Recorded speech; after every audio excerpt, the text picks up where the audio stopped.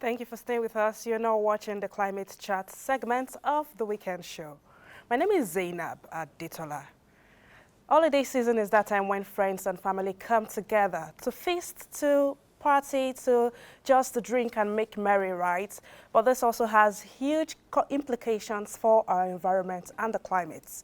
Today on the Climate Chat, we look at these consequences and what we can do as individuals, as a group, as community to reduce the impact of our festivities on the climate. My guest on the Climate Chat today is Amidat Abdul Salam.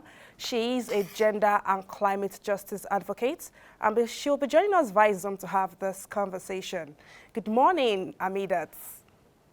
Hi, Zainab. Good morning. Happy holidays. Happy holidays to you. I mean, Christmas is in the here and it's so exciting, but we all know that this also has serious implications for our environment. So can you paint to us a picture of how all the things, the activities we carry out during the holiday season can affect our environment? Thank you very much, Zainab. Happy holidays to everyone watching. We know it's the holiday season. It's Christmas. It's New Year.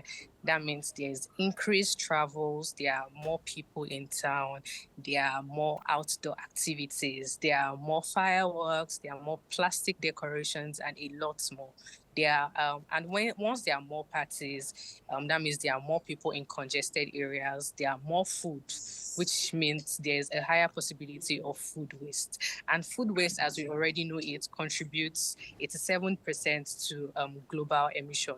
And once food ends up in landfills, it generates methane, which is a very, very um, large form of greenhouse gas. So it is very important for everyone to be agents of change in their community and also look at ways that every one of us um, can protect our community. It is good to plan ahead, buy what you need to reduce food waste during this time.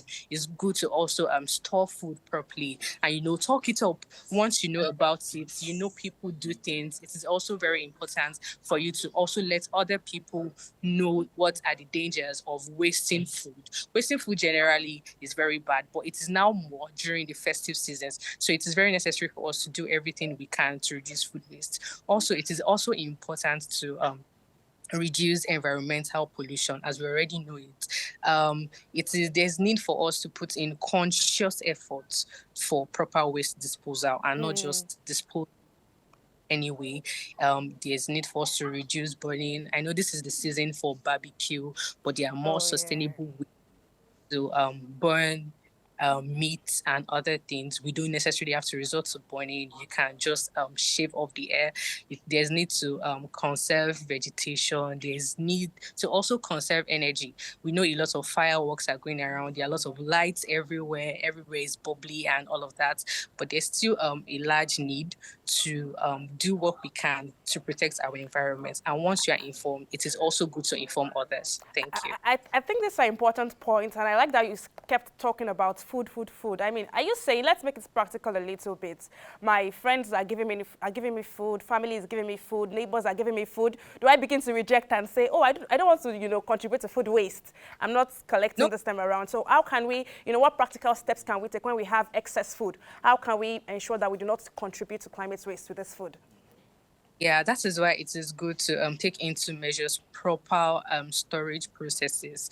You can make use of freezers or preserve food, and if you feel like you can't preserve using freezer and the food will end up wasting, it is better to not take more than what you can get, because then it will end up wasting, which will be very, very harmful to the environment. And once the environment is in harm, it automatically means we are in harm as well. So it is better to do everything that we can to prevent this harm.